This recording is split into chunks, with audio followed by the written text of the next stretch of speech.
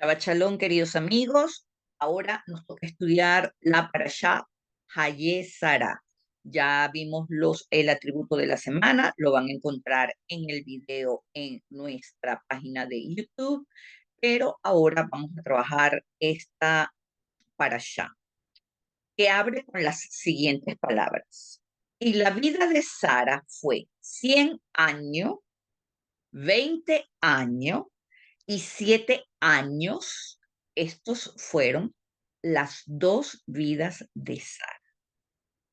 Vaihu Hayei Sara Meach Shana Ve'esrim Shana Ve'sheva Shanim.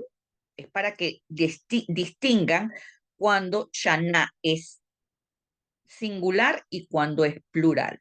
Shana es singular, Shanim es plural. Shene, dos, Haye Sara. ¿Okay? Entonces, lo primero que quiero que vean es la primera palabra, bueno, que la olvidé subrayar, ¿verdad? Vaihu. Cuando vemos Vaihu, vamos a ver que si la leemos de derecha a izquierda, tenemos la Bat, la Yud, la Hei, la Yud y la Bab, y si la leemos al revés, tenemos exactamente la misma palabra. ¿Por qué? Esto nos está queriendo decir, puede querernos decir dos cosas. Que la vida en este mundo es un aller-retour, como decimos aquí, una ida y vuelta, es decir, nos está dando la idea de la reencarnación, o que Sara regresa como Rivka, que viene siendo exactamente la misma cosa. Pero cuando nos dice Baihu, también puede estar hablando de las dos vidas de Sara. Y vamos a ver de qué se trata. Es decir, la vida de Sara es igual tanto al derecho como al revés. Es decir, ella completó la perfección de la vida en esta tierra. Ahora vamos a ver qué representan estos números. 100, que es lo primero que nos está diciendo la parashá, representa la completud o la realización espiritual. En la Cábala, 100 está vinculado a la letra Kuf, que simboliza Kadosh, la santidad y la redención, incluso en los niveles más bajos. 100 representa la totalidad de la céfira de Éter, el nivel más alto de la conciencia espiritual asociado con la trascendencia y la pureza. Eso quiere decir que a los 100 años, Sara tuvo una vida de 100 años en donde ella alcanzó la madurez espiritual, viendo mucho más allá del mundo material y entendiendo la unidad divina, que es lo que acabamos de hablar sobre el atributo de M. ¿Qué quiere decir eso? Que Sara develó los velos que ocultaban los rostros divinos. Eso es lo que nos quiere decir este 100 años, es una primera vida. Luego nos dice 20. 20 años está asociado con la letra Kaf, que denota la capacidad de contener un recipiente, que la Kaf es como una mano que contiene bendiciones divinas.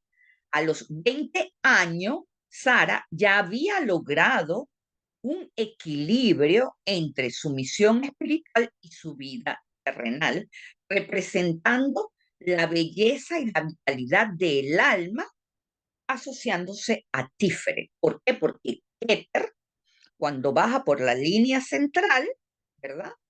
Llega a Tiferet. Vean que estamos en el pilar del medio. Luego tenemos 7 años. ¿Por qué? 7 representa la letra Zain, que representa la espiritualidad dentro del mundo físico que ya es fraccionado.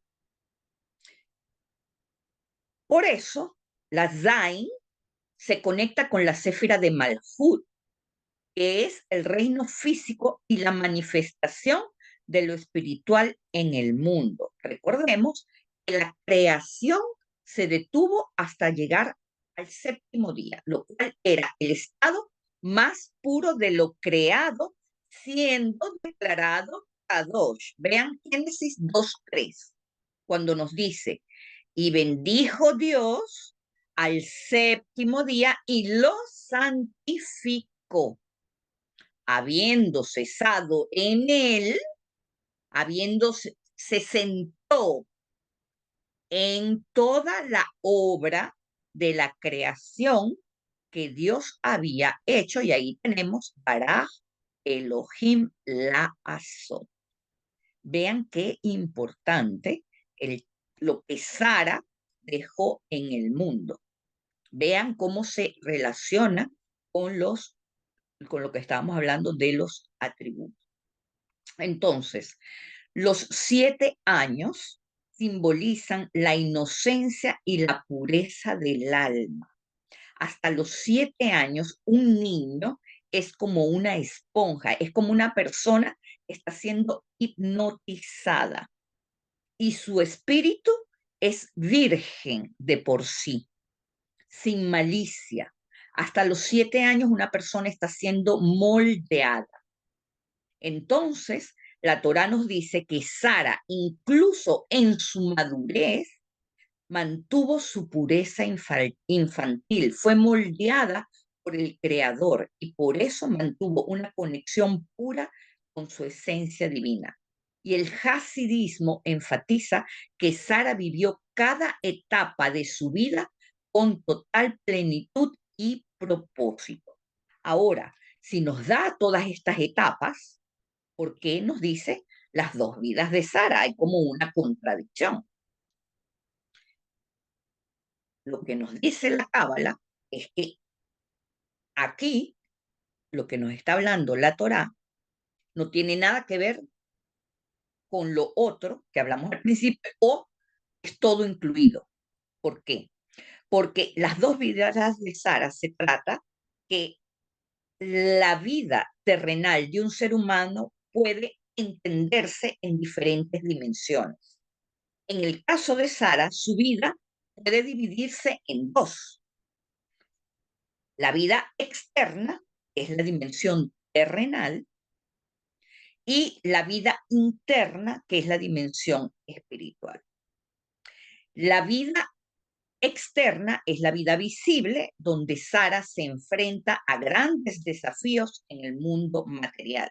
Su infertilidad, los viajes con Abraham, las pruebas de fe que tuvo, fue secuestrada por el rey de Egipto, por el faraón en aquella época. En fin, la vida de Sara fue marcada por eventos históricos que moldearon el destino de ella y del pueblo de Israel. Fíjense que la actitud que Sara tiene con Agar tiene mucho que ver, o es la excusa perfecta para el odio que los ismaelitas tienen con las israelitas. Es una excusa perfecta porque es una simple malinterpretación. Pero bueno, no vamos a caer ahí. En cambio, la vida interna, la dimensión espiritual es algo que va más allá del rol externo. Sara vivió una vida de profundo crecimiento espiritual. En este nivel, Sara se conectó con las esferas superiores, canalizando una energía divina que trajo bendiciones al mundo. Y fíjense que Isaac representa la risa, porque la risa surge cuando lo espiritual triunfa sobre lo material.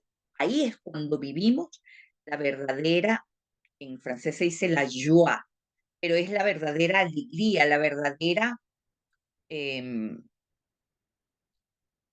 no es una euforia, ja, ja, ja, ja, No, es una satisfacción interior, una completud interior. Y es esto lo que vive Sara, que era lo único que le faltaba para completarse, era el nacimiento de Isaac. Y por eso Isaac simboliza la risa, que es el triunfo total de todas las limitaciones materiales que Sara tenía como una persona estéril, como una mujer mayor, igualmente Abraham. Entonces, estas son las dos vidas de Sara. Desde una perspectiva cabalística, vivir dos vidas no implica necesariamente dos reencarnaciones, sino la integración de dos dimensiones. Yo les he dicho que yo en esta encarnación seguramente yo he vivido como 3 o 4 vidas. Y lo digo por los cambios que he visto por los cuales he pasado. Entonces, si la Torá escribiera de mí, sobre mí, diría las 4 vidas de Maciel. O quizá yo estoy equivocada y diría la vida de Maciel. O quizá ni siquiera, soy tan insignificante que ni siquiera mi nombre aparecería. Pero cada quien sabe lo que pasa en su vida que puede sintetizarlo en etapas que pueden definir que uno vivió una encarnación, un aprendizaje, una corrección en una vida. Entonces, lo primero que nosotros tenemos que ver o que analizar es cómo el mundo externo se transforma. Definitivamente, cuando yo me mudé de Venezuela a Francia, yo viví, yo cerré una vida y abrí otra. Todo mi mundo externo cambió. Y a los inmigrantes nos pasa mucho eso. Entonces, de ahí tenemos dos vidas. Cuando tenemos que aprender una lengua y a pensar en una lengua diferente a la lengua materna, estamos viviendo otra vida. Y otra manera de entender si hemos tenido varias vidas es contemplar la transformación que uno ha tenido en su vida sin necesidad ni de mudarte, ni de cambiarte de casa, sino haciendo tu simple trabajo espiritual. Cuando Dilia dice, esa no soy yo no hubiese reaccionado nunca así, Dilian está reconociendo que ella es otra persona a partir de lo que está estudiando. Entonces, Sara logró fusionar sus dos vidas y es lo que nosotros tenemos que hacer. Fue una mujer de acción que moldeó la historia de Israel y al mismo tiempo fue un canal de energía divina que nos recuerda que podemos vivir simultáneamente varias vidas, una conectada con el mundo material y otras transformándonos, que a la vez va a terminar transformando el mundo material. Entonces, el secreto está en integrar todas las etapas en una sola persona. Mientras yo esté viva, Maciel es la que vivió en Venezuela, la que ahora vive en Francia, la que pasa tiempo en España. Todo eso, todas esas experiencias hacen de Maciel lo que Maciel es hoy, una sola persona integrada en este cuerpo.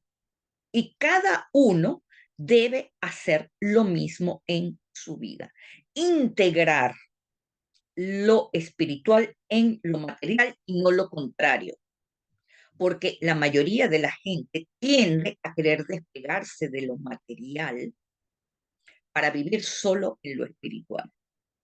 Y ese es un craso error. Eso está lejos de lo que la Cábala y de lo que Dios a través de la Torah nos está pidiendo. Dios nos está pidiendo experiencia terrenal, ser un canal para el mundo. Y es allí en donde nos preguntamos, esta idea de las dos vidas de Sara nos habla de cuál es nuestro propósito. Que esto es un tema que da para muchas consultas, porque hay bastante gente que dice, ve a tu registro akáshico para que averigües cuál es tu propósito de vida, o ven que en el tarot te voy a decir cuál es tu propósito de vida. Eso es imposible, déjenme decir. En la Cábala y el Hasidismo, el propósito no es un simple objetivo a alcanzar. El propósito es la vida misma, la existencia misma. Es la chispa divina que nos impulsa a conectar lo terrenal con lo interno, todo lo terrenal que seamos con lo eterno, uniendo nuestras capacidades únicas con la misión que nuestras almas eligieron antes de encarnar en este mundo. En este aspecto, la cábala y el hasidismo tienen una pequeña diferencia y ya vamos a hablar de eso. Lo cierto es que encontrar y vivir con propósito no es solo una búsqueda espiritual, sino es un proceso psicoemocional profundo que impacta en cómo nos percibimos, cómo nos enfrentamos a los desafíos y cómo nos relacionamos con los demás. En general, vemos que el otro tiene tal cualidad o tal cosa, o todo el mundo tiene cualidades menos nosotros. Y eso tenemos que entender que es una percepción sesgada de la realidad, porque todos, absolutamente todos, tenemos un potencial. Solo tenemos que encontrarlo y usarlo.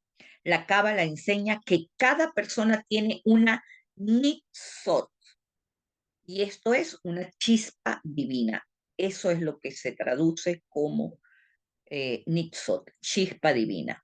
Y esto está dentro de cada alma.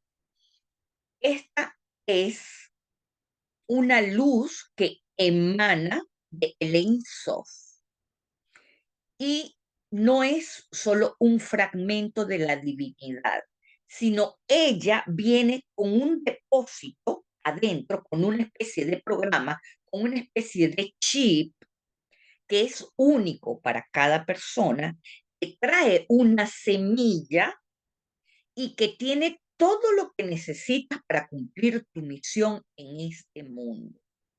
Sin embargo, este propósito suele estar oculto, encapsulado dentro de las capas de la conciencia material y de los desafíos personales. Entonces, para la cábala, al eh, tener éxito en los desafíos personales, es decir, al caernos y al levantarnos, al tener la resilience, porque la voy a decir en francés, ya que en español me cuesta, la resilience, que todo el mundo sabe ya qué es la resiliencia, resilience.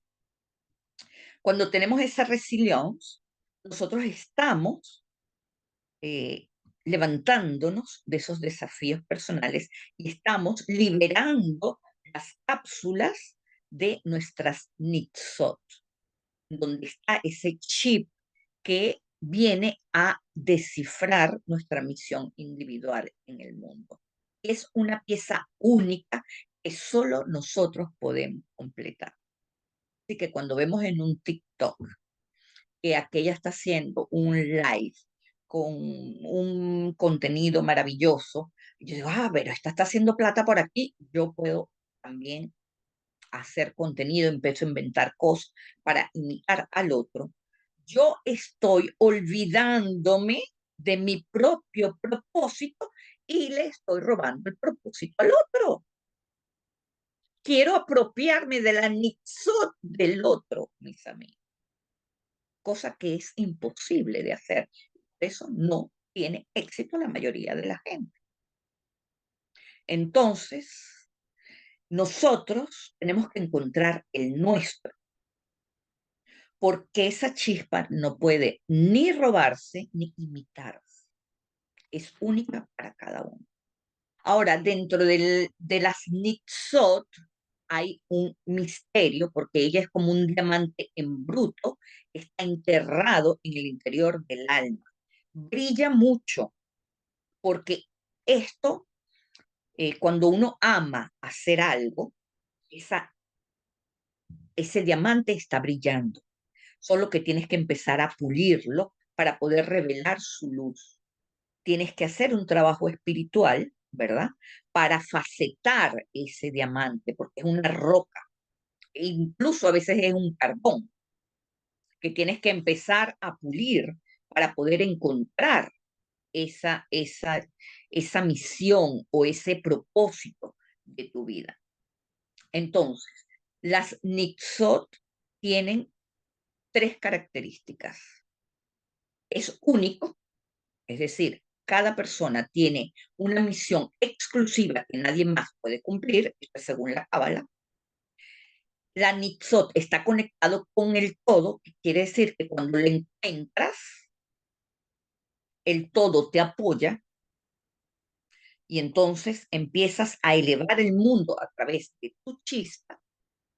Y la tercera es que requiere una activación a través del autoconocimiento. Y esto es una acción alineada con la conexión con lo divino.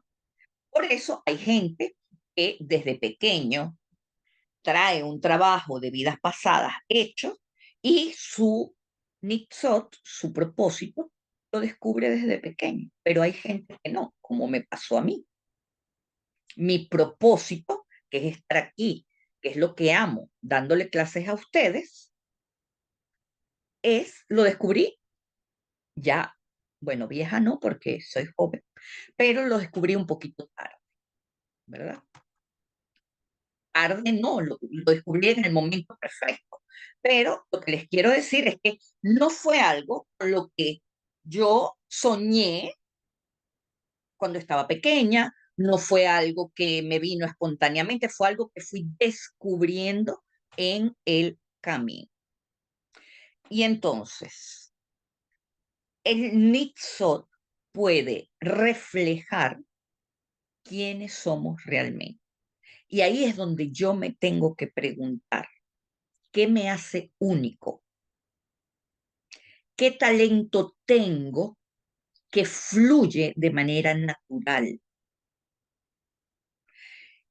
Y justo lo que hablábamos antes con Raymond, descubrir nuestros auténticos deseos y no aquellos que son dictados por los ojos o por el ego de los ojos, mejor dicho, porque los ojos tanto pueden ser una ventana hacia el alma como pueden ser un filtro del ego.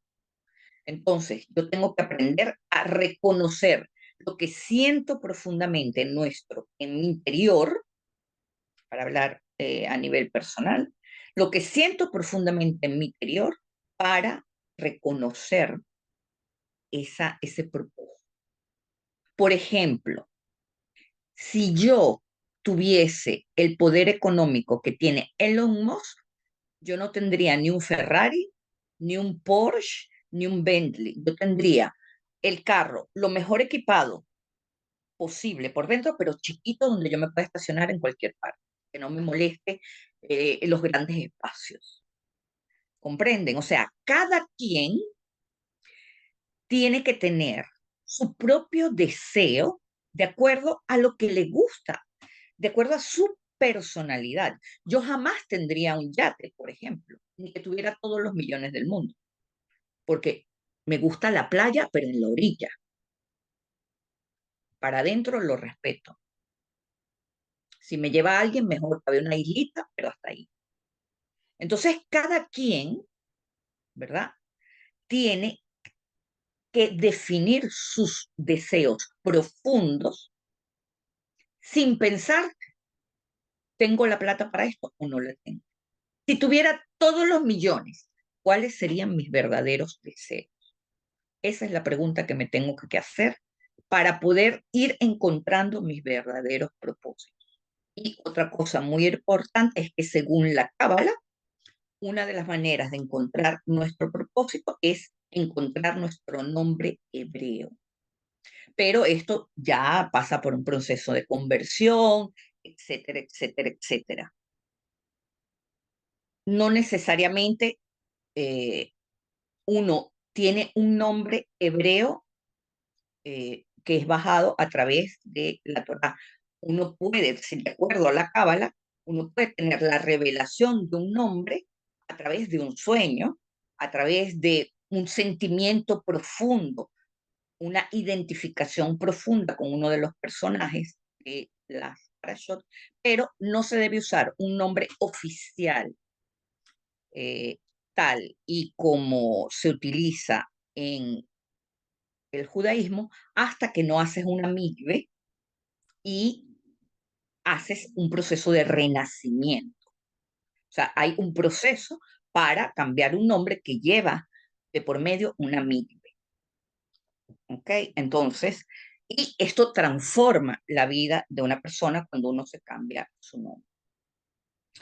Entonces, otra parte importante para encontrar nuestro propósito es lo que nos ha moldeado. Por eso les puse esa foto con esa especie de manzana medio extraña, pero bueno, manzana al fin. ¿Por qué? Porque cada obstáculo que enfrentamos tiene el propósito de revelar una dimensión oculta de, de nuestras nitzot. Imagínense que ustedes, en lugar de pelearse con Dios porque les pasó algo negativo, ustedes empiezan a preguntarle a su alma, bueno, dime cuál es mi propósito en esta situación.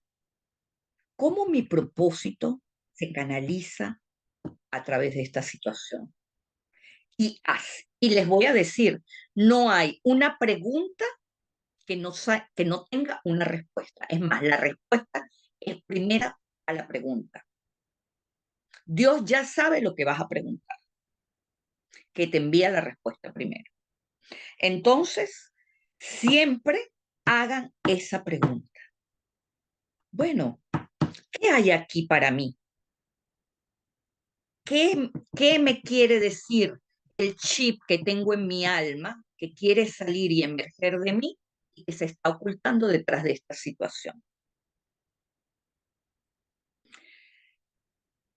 Otra manera de encontrar nuestro propósito es en lo que podemos dar, mis amigos. ¿De qué manera nosotros podemos beneficiar a los demás en lo que hacemos?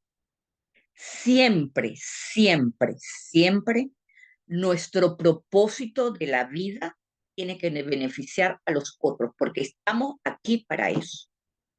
Si ustedes creen que el propósito es ser un inversionista de la bolsa y ganarse muchos millones, están completamente equivocados.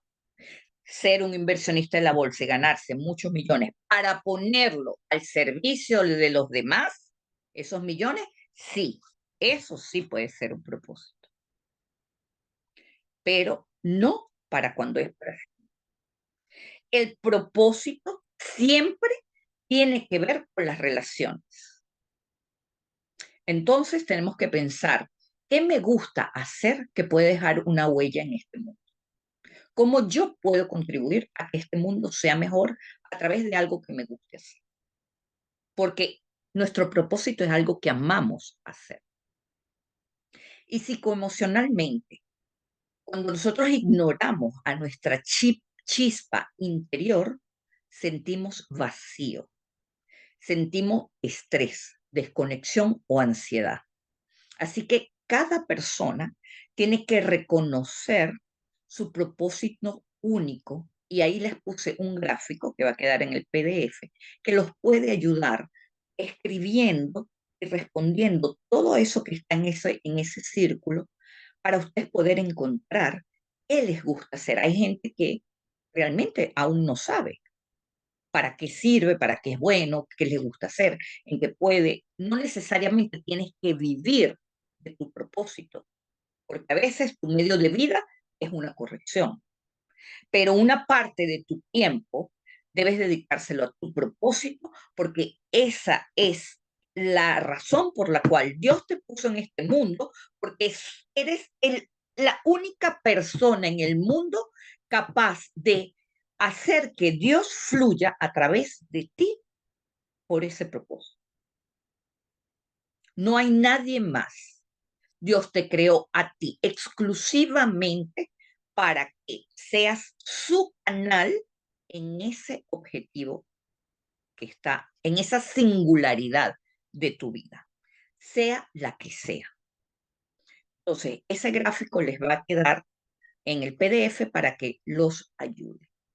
Y ahora vamos a profundizar un poquito más en la parashá y vamos a ver Génesis 23:2. Porque por supuesto todo esto está relacionado. Fíjense, nos dice, Sara murió en Kiriat Arba. Hoy es Hebrón, que sabemos que está el precioso castillo donde está la tumba de los patriarcas, en la tierra de Canaán. Y Abraham se puso de duelo por Sara y a llorarla. Como pueden ver, la palabra Belikotah o Belikotah, perdón, contiene una kaf pequeñita que se la subrayé en amarillo. Y esta kaf pequeñita, muchos de los sabios interpretan que es un reflejo del estado emocional y espiritual de Abraham en el momento de luto. Yo encontré múltiples significados y eso fue lo que me llamó la atención en el estudio de hoy. ¿Por qué? Porque la CAF es una letra que simboliza, por un lado, la fuerza.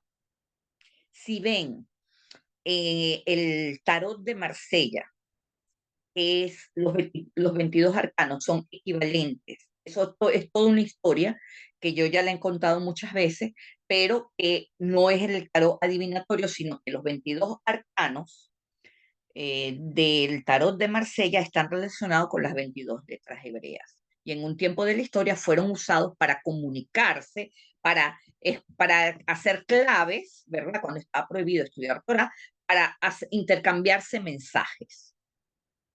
En el arcano de la letra Jaf está una mujer que le abre la mandíbula a un león. Eso nos habla de la fuerza divina, ¿verdad? Y también la CAF pequeñita, cuando se reduce, nos está diciendo lo contrario, que nos estamos rindiendo ante esa fuerza, que esa fuerza estamos reconociéndola, es más grande que nosotros. ¿Cómo nosotros podemos interpretar esa carta? La lección que nos da esa carta, esa letra K, es que nunca usemos la fuerza en detrimento de otra persona, ni en detrimento de la naturaleza. Ella le abre la mandíbula, pero no se la rompe, no la destruye, simplemente la domina. Entonces, cuando la CAF se reduce, quiere decir que uno se pone más pequeñito que esa fuerza que es ese león. Entonces, el tamaño reducido sugiere siempre una contención emocional o una humildad aún más profunda que un simple duelo. Abraham, estamos de acuerdo que siente un profundo dolor por la muerte de Sara, pero no vemos que se manifieste en la Torá de ninguna manera. Su llanto está contenido y esa pequeñita kaf pretende hacernos pensar que Abraham tuvo un sinsum de su emoción. Él se contuvo, no se tiró a llorar en el piso por esta situación.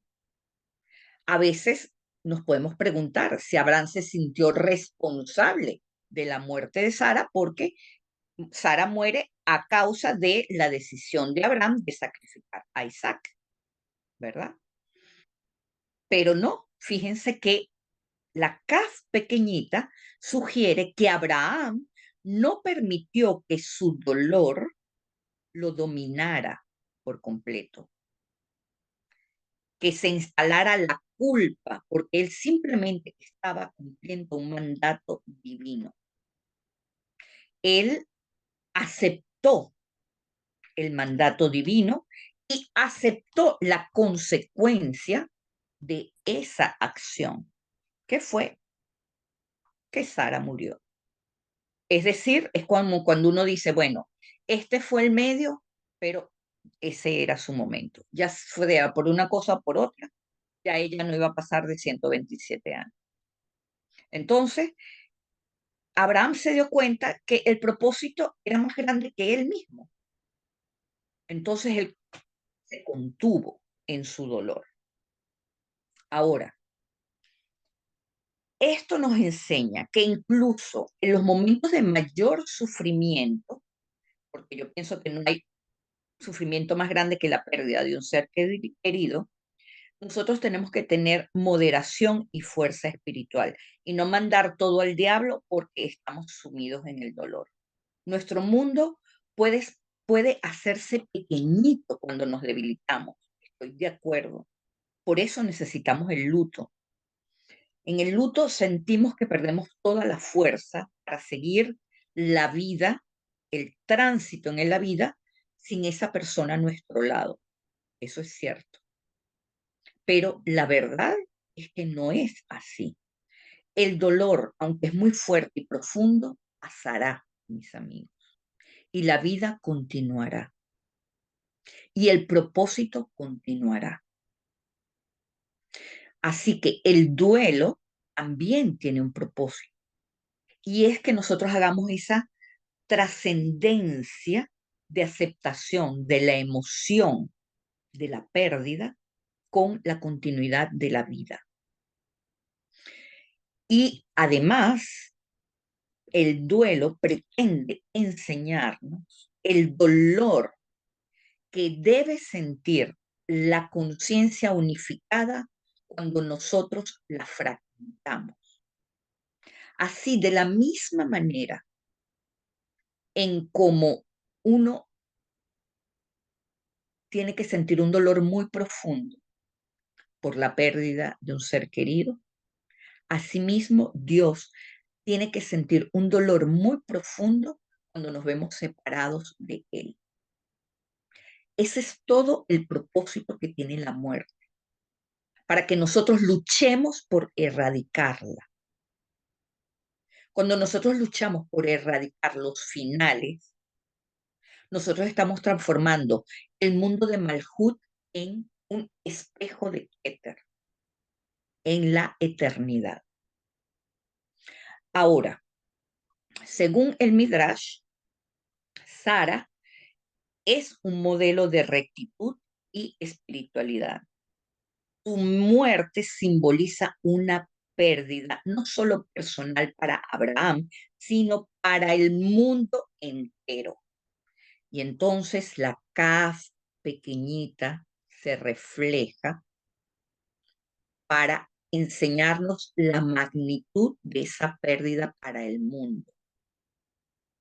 Esa Kaf se redujo para enseñarnos cómo la ausencia de Sara impactó tanto en el nivel espiritual como en el nivel material, sobre todo en el nivel material. Cuando perdemos un tzadik, la Kaf se reduce. ¿Por qué? Una luz menos en el mundo. Es una fuerza divina que partió de este planeta y por eso se reduce acá. Espero que eso los tenga o haya cubierto todos los aspectos de eh, lo que podría significar esa Kaf pequeñita. Ahora, para el hasidismo, el propósito es diferente que para la cábala. Para el hasidismo, el propósito es un viaje. Tienen eso en común un poco en la cábala. En la cábala nos dice, bueno, es un chip que viene contigo desde el principio. Para el hasidismo, no. Para el hasidismo es algo que vas a ir descubriendo cada día. Vivir es el propósito. Y punto. El propósito para el hasidismo no es algo puntual, sino se va revelando con las circunstancias de la vida. Y esto lo vamos descubriendo en el camino, así que no se acaba nunca. El Baal Shem Tov, que es el fundador del movimiento hasídico, enseñaba que cada situación en la que nos encontramos es una oportunidad para cumplir un propósito divino. Y eso es lo que se llama el Tikkun Olam, rectificar el mundo. Para el Baal Shem Tov, el alma no desciende con un único propósito, ni con una única cualidad, ni con un único destino. Para el Baal Shem Tov, nuestra alma desciende al mundo físico para reparar todas las acciones y todas las formas de pensar del mundo. Encontrar el propósito implica entonces identificar en cada área de nuestra vida donde podemos llevar armonía, tanto en la vida propia como en la vida de los demás. Y estas áreas suelen estar identificadas con los conflictos y los desafíos que enfrentamos. Psicoemocionalmente, los patrones de dolor o dificultad que aparecen en nuestra vida, entonces no son castigos, sino señales. Ahí se identifica con la cábala. Son señales claras y precisas de dónde debemos enfocarnos para cumplir nuestro propósito. Vivir con propósito implica aceptar que nuestras luchas y desafíos no son obstáculos, sino herramientas diseñadas para ayudarnos a revelar nuestra grandeza. No importa lo que hagas en la vida, tú tienes que revelar tu luz, sea cual sea. Así que la idea clave de el Baal Shem Tov era, lo que importa no es tanto qué hacemos, sino cómo lo hacemos y con qué conciencia lo hacemos. Incluso las tareas más mundanas, si se realizan con intención, pueden ser un acto de propósito. Es decir, yo estoy pegando un ladrillo y en ese momento ese es mi propósito si yo lo estoy haciendo con la conciencia de que en ese ladrillo está Dios. ¿Ok? En el hasidismo, el propósito entonces se encuentra en la unión entre el espíritu y la acción. El Rebbe de Lubavitch enseñaba que una vida con propósito es aquella en donde lo espiritual llega a lo material y no lo contrario. No basta con aspirar a ser mejor. Debemos ser, actuar para manifestar esa mejora en el mundo físico. El propósito como acción representa oportunidades para actuar con intención. Y estas acciones no tienen que ser grandiosas ni abarcar masas. Pueden ser tan simples como un gesto de bondad o un momento de gratitud.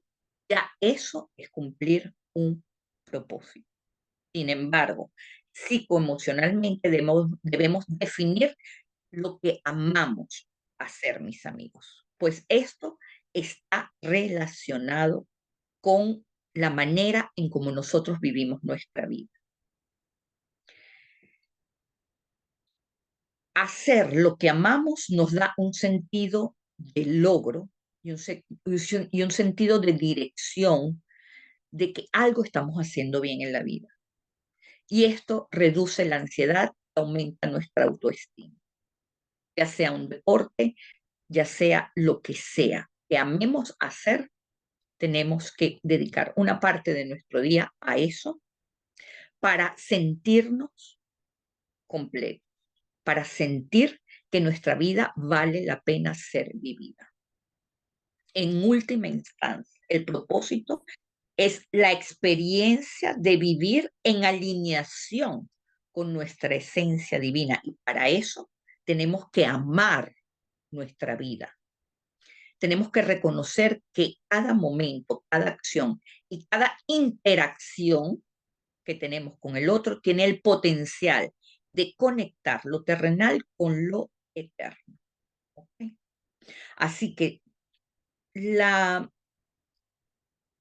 yo diría que la meditación o la conciencia que tenemos que ponerle a cada cosa es entender que el propósito no es algo que debo encontrar fuera de mí, sino que es una luz como la vela que no se mueve, la vela incólume, una vela que se enciende derecha, directa y conectada con la divinidad.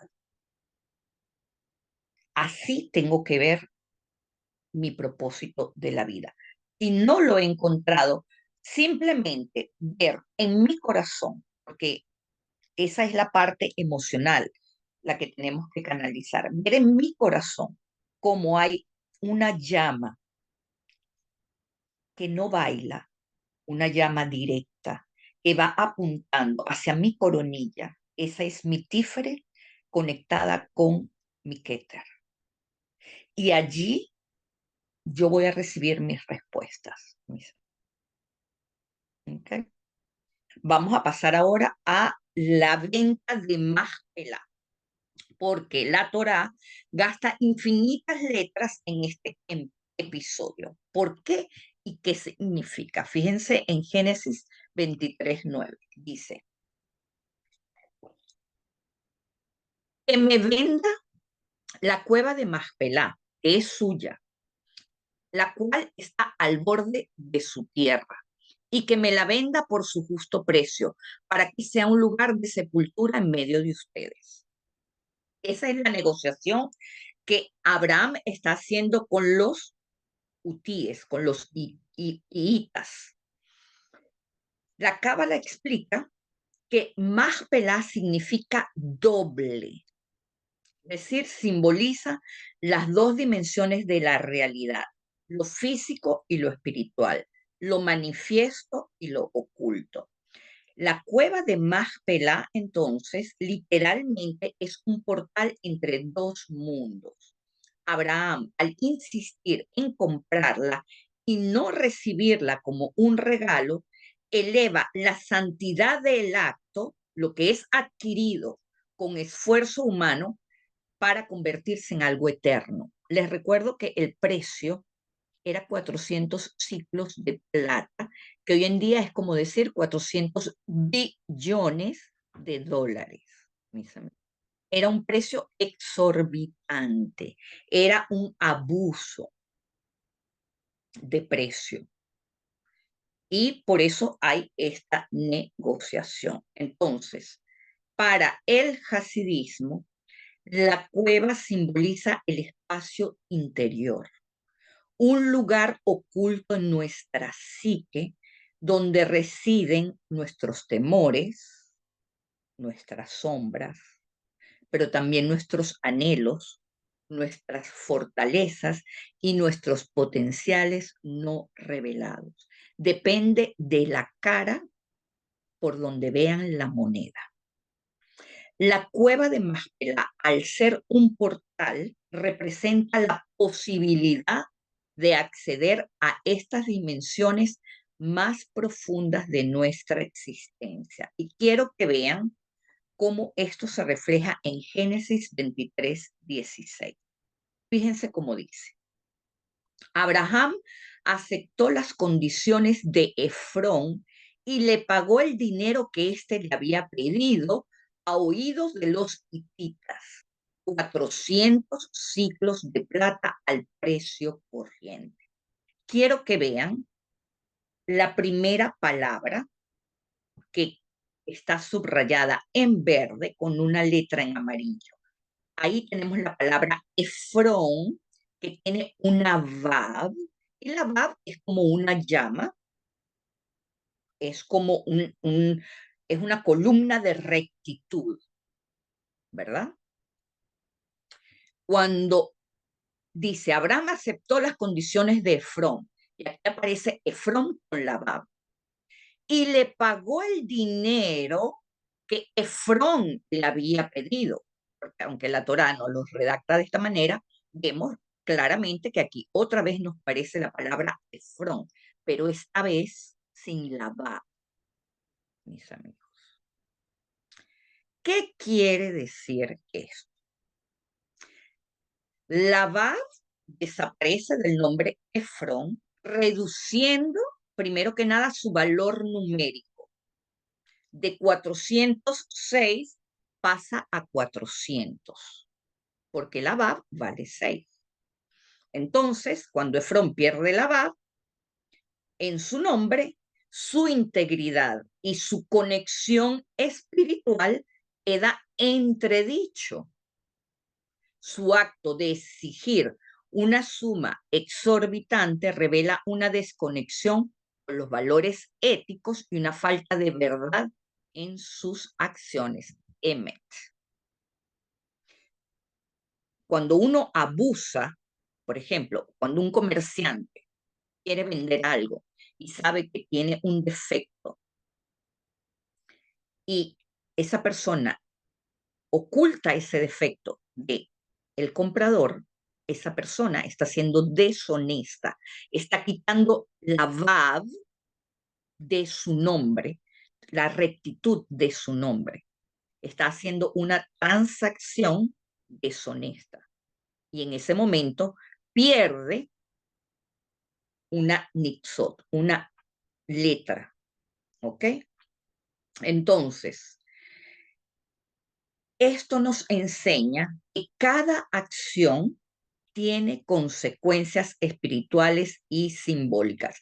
Después verán en la literatura que nuevamente Efrón aparece con la Vav. ¿Qué quiere decir eso?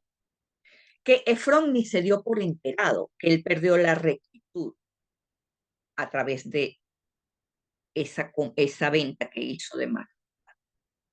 Él ni se dio por enterado y él siguió igual.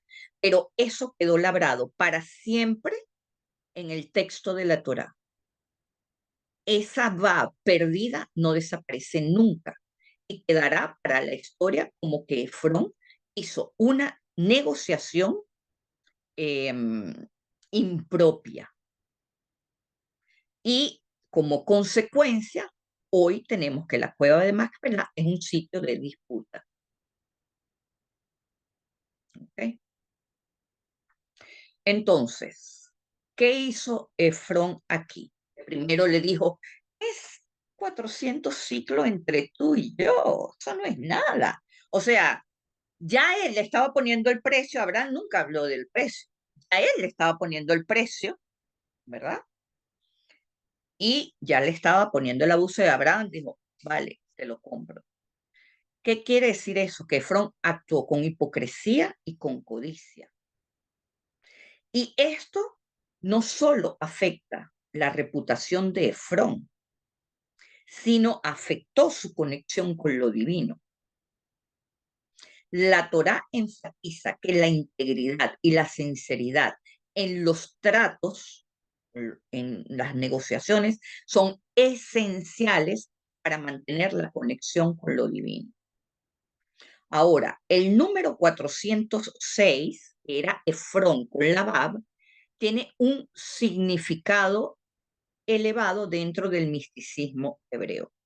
Es el nombre de, o es el valor numérico de la palabra ater, que significa interceder o significa también orar con fervor. Es decir, que antes de esta negociación, Efrón tenía una comunicación, sus oraciones llegaban a Dios. En el momento en que él pierde la Vav, pierde ese valor numérico y cae. Entonces, él pierde esa capacidad de la elevación a través de la plegaria. Quiere decir que Efrón con la Vav refleja un potencial espiritual. Y sin la Vav simplemente es una caída. Ahora, el valor numérico 400 representa la letra Tav, que es la última letra del alfabeto hebreo, que simboliza la completud, pero también simboliza el final de un ciclo. Y vean que la Tav es la letra que conecta a Malhut con Yesod. Es la letra que conecta lo infinito con lo finito, porque lo que está de Yesod hacia arriba es lo infinito, es lo eterno, lo trascendente. Y en Malhut está lo finito. Entonces, el 400 puede ser tomado como un número que se asocia con la severidad, con el juicio o con el final de las cosas, porque además de que es la letra final del alfabeto hebreo, también está como en la puerta que divide lo eterno con lo trascendente, ¿verdad? Entonces, es el fin, es lo limitado, lo material. En este caso, el descenso de 406 a 400 indica que Efrón queda reducido a un plano puramente material, dominado por la severidad y desconectado de las dimensiones superiores. Él ni cuenta se dio. Ahora, la Vav es una letra que simboliza la conexión, la continuidad y la unión espiritual. Entre Yesod y Malhut, lo que hay es una Vav. Yesod representa la Vav de Yosef, representa la Vav en el árbol de la vida. Y la Vav, como tiene valor numérico 6, está asociado al sexto día de la creación, que es el momento en el que la humanidad fue creada para crear un vínculo entre lo divino y lo terrenal. Por eso la Vav es muy importante y se asocia con los mundos superiores y con la interrelación con el mundo material. Fíjense que una de las cosas que quisieran los detractores de el judaísmo es prohibir la circuncisión. ¿Por qué? Porque es allí donde está esa conexión, ese pacto que por muy defectuoso que sea una persona, hay una chispa que, que queda revelada a través de separar esa orla en el miembro masculino. Deja la Vav al descubierto. Mientras la orla no se quita, la Vav no aparece, mis amigos. Solo cuando la orla sale del contexto es que la Vav queda al descubierto. Y ese es todo el secreto que está en la circuncisión. Entonces, la letra Tav está compuesta por un trazo horizontal y uno vertical, formando una estructura estable, como nos lo enseña en la palabra M, ¿verdad? Entonces, esto simboliza el equilibrio entre los mundos superiores e inferiores. No podía ser otra letra que no fuera ni la final del alfabeto hebreo, ni una letra estable, de modo de conectar lo espiritual con lo material. Tiene toda la lógica del mundo. Y entonces, el 400 en este caso representa la máxima expansión dentro de las cifras hebreas básicas, porque la 1 es el Aleph y la última es el 400. O sea, a partir de allí, que es el alfabeto hebreo básico, no hay más expansión. Entonces, el 400 representa la plenitud y la conclusión que abarca el mundo material. ¿Qué quiere decir eso? En Ezequiel 9:4, la letra Tav aparece como una señal de protección, mis amigos. Y Dios ordena que los justos sean marcados con una letra Tav en la frente para identificarlos y ser salvados, así como cuando se marcó con las puertas la sangre en los dinteles de las puertas, cuando el ángel de la muerte pasó y en el momento de la muerte de los primogénitos de Egipto, pues asimismo eh, los justos eran marcados con la letra Taf para identificarse, para que dentro de toda el apocalipsis, entre comillas, que vino con la destrucción de los templos, etcétera, etcétera, tener esa especie de milagro que los salvara. Y es así como el judaísmo ha sobrevivido a toda la historia de la destrucción que han querido hacer con él. ¿Ok? Entonces, la Tav unida, siendo la letra final de la palabra Emet, simboliza que tenemos que vivir una vida guiada por la verdad. Y eso nos da una protección espiritual. Eso nos ayuda a acercarnos a ser justos, no a la justicia tal y como a la justicia de juicio, no, a ser justo de estar en el medio, de, de hacer acciones que estén en consonancia con la justicia divina, con la rectitud de la Bab.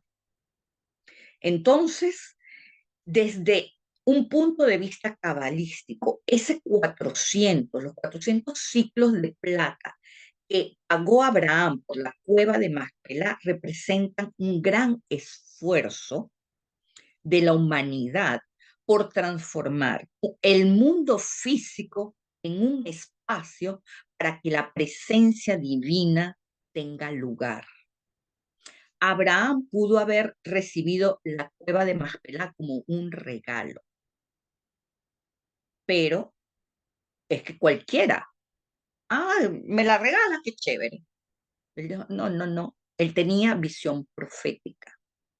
Él decidió pagar un precio significativo, asegurándose así que este lugar estuviera vinculado a un esfuerzo personal, porque su dinero representa su fuerza de trabajo. Entonces, este acto nos enseña que lo que obtenemos carece del poder transformador si no hacemos la acción de la reciprocidad, si lo queremos todo gratuito. Al querer todo gratuito, nosotros estamos quitándole el poder espiritual a eso que estamos recibiendo. Por eso siempre les digo, hay que pagar por lo que recibimos, y sea un caramelo. ¿Por qué? Porque la reciprocidad es lo que hace que fluya de Malhut a Yesod a través de la Tav, porque la reciprocidad es un acto de justicia divina.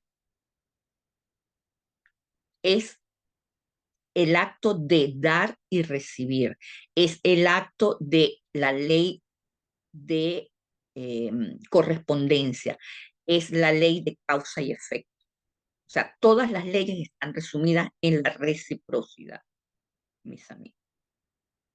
Entonces,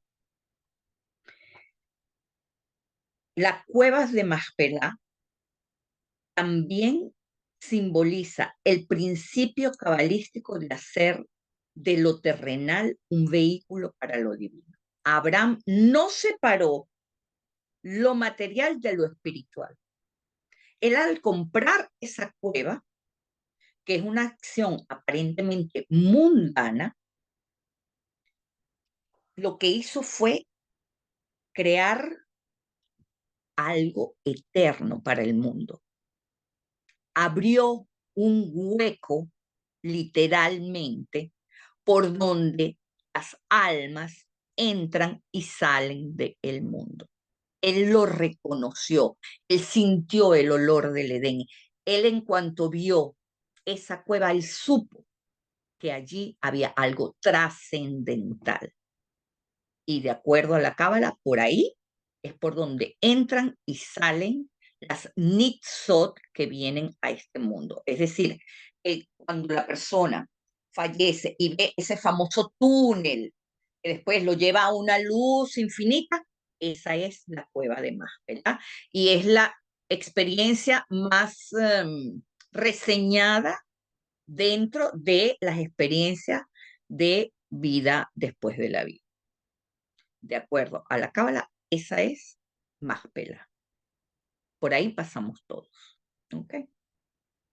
Entonces, esto quiere decir que hay una cosa en psicología que se llama la psicología del esfuerzo, que quiere decir superar la mentalidad del regalo, que no es casualidad que Freud era judío, pues.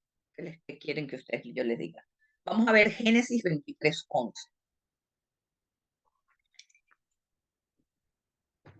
Fíjense, dice, no, Señor mío, escúchame, te doy el campo y te doy la cueva que hay en él. Te la doy en presencia de mi pueblo. Sepulta a tu muerta. Vean cómo dice Efrón, no, Señor mío. ¿Se acuerdan que la semana pasada vimos cómo Adonai se presenta o con una pataj o con un kamatz? Depende de la posición que tú quieras brindar en la palabra. Cuando es kamatz, ¿verdad? Estamos hablando de Dios, Adonai, Shem, y cuando estamos hablando de un pataj, ya estamos hablando de una dimensión más baja. Pero ¿qué le dice Efrón? Ni siquiera Adonai. Adni le dice. Es decir, ya Efrón, al decirle Adni, ya Abraham vio la intención que había en este regalo. No había una intención pura. No tenía ni el kamaj, ni el kamaj, ni el pataj, esta palabra. Esto indica que aceptar un regalo de Efrón, aunque parecía cómodo, hubiese desconectado a Abraham de su propósito primordial. Porque uno de los propósitos que Abraham trajo para este mundo, entre otras cosas, es dejar este lugar como un lugar perpetuo. Un regalo muchas veces puede ser un chantaje, mis amigos, por el cual luego tendremos que aceptar algo impropio. Imagínense que la Torah deja súper claro que esta tierra fue comprada por Abraham con testigos y demás. De no ser así, ¿qué sería hoy de la cueva de Machpelah? Abraham, con su visión profética, se vio en medio de todo el caos que hoy rodea esa tierra. El hasidismo enseña que lo que sucedió con Abraham es el verdadero crecimiento que surge del esfuerzo activo, conocido como Itarutá de Letatá, el despertar desde abajo. Cuando nosotros hacemos una acción justa, propia, que lo que busca es la conexión con la eternidad, nosotros estamos sacudiendo la tierra, estamos sembrando una semilla y este esfuerzo crea un eco hacia arriba que despierta las bendiciones, que se llama Itarutá de Leilá. Y cada acción que nosotros hacemos, por lo menos una al día, debería sacudir la mata para que el árbol arroje sus frutos. Eso es lo que Abraham pretende enseñarnos cuando hizo todo ese esfuerzo, dejó casi que su fortuna completa para comprar la cueva de Macpela. Las experiencias que adquirimos, mis amigos, con sacrificio, con esfuerzo, con trabajo, nos anclan emocionalmente en el presente, en lo que tenemos, le damos valor. Y esto ocurre porque la mente y el corazón, Tiferet y Keter, valoran más lo que requiere dedicación a lo que es regalado. Cuando evitamos el esfuerzo, que ya hablamos de la comodidad, por supuesto, perpetuamos una sensación de vacío y dependencia. Al contrario, enfrentar desafíos fortalece nuestra autoestima y nos conecta con nuestro propósito más profundo. Entonces, mis amigos, en nuestras vidas, cada crisis emocional puede hacernos sentir como si estamos en una cueva. Sin embargo, la Cábala nos enseña que cada desafío reside en, en cada desafío, en esa cueva, hay una semilla de transformación espiritual. El acto de enfrentar el dolor es la simbología de comprar Macpela para procesarlo, para hacer tu duelo interno y permitir que ese lugar de sufrimiento se convierta en una puerta para conectar con una conciencia superior. ¿Se entiende esto? Cuando yo estoy enfrentando un dolor y trato de no ocultarlo, trato de no evadirlo, sino que lo siento, lo veo, lo recibo, lo abrazo, yo estoy comprando la cueva de Macpela, mi propia sombra, el reflejo que, fíjense que ahí le puse esa imagen.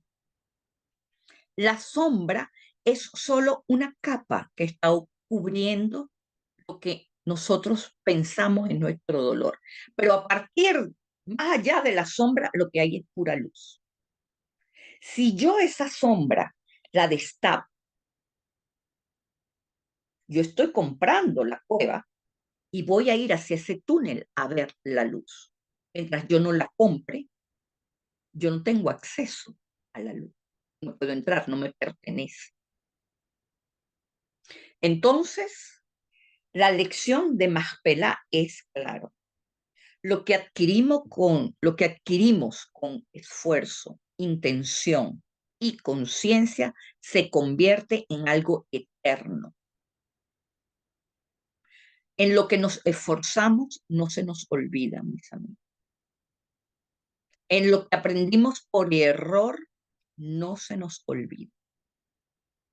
Oye, tenía que hacer algo y me equivoqué, cónchale. Me equivoqué y esto me hizo perder tal cosa. Más nunca a mí se me va a olvidar eso. ¿Por qué? Porque eso me ocasionó una pérdida y eso me dolió. Y ese dolor es, bueno, lo acepto, compro esta cueva que está en mí en este momento y aprendo de ello. Cada día nos ofrece oportunidades para transformar nuestras cuevas en portales hacia lo divino, mis amigos. Tenemos que buscar nuestras propias cuevas, que son los espacios en donde podemos conectar con lo trascendente para transformar el dolor, mis amigos. Entonces, Yo quisiera que en este momento cerráramos los ojos para concluir la clase y nos viéramos enfrente a una cueva. Pero ahí no vamos a entrar con una sombra. Cierren los ojos, vean esa cueva y enciendan una llama en su corazón. Una llama recta como la baba. La llama no tiembla, no danza, no se extingue, se impulsa hacia arriba. Y en cuanto entran a esa cueva, ilumina todo lo que está dentro de ella. Vean esa luz que los rodea. Y en lugar de sombra, lo que hay es luz.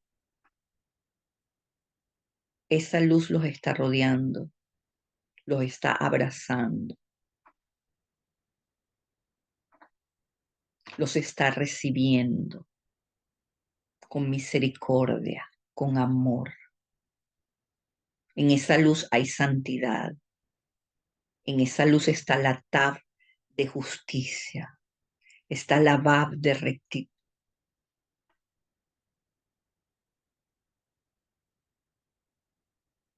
Sientan que esa luz se conecta con su coronilla, con Keter. Y recuerden que esa corona es solo una puerta hacia la extensión de la luz universal.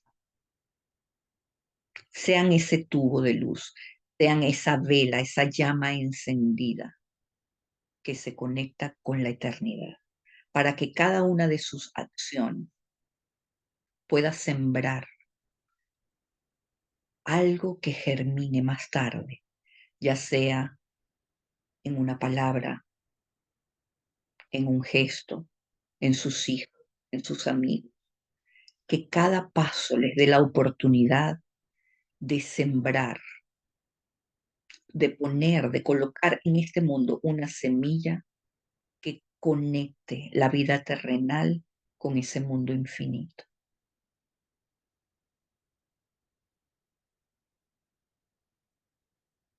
Y agradecemos profundamente a Sara y Abraham por darnos a conocer este lugar sagrado. Vinieron a este mundo para abrirnos ese portal. Es para toda la humanidad.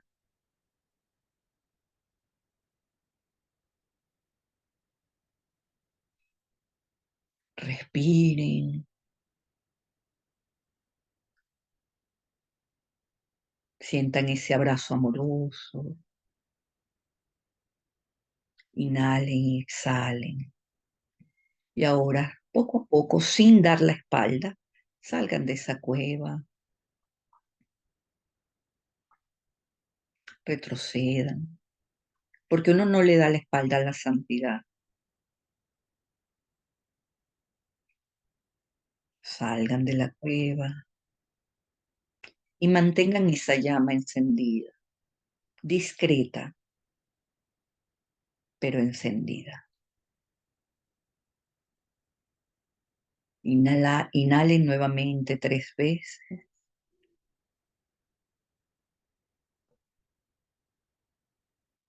Y cuando cada uno lo decida a su propio ritmo, puede abrir los ojos.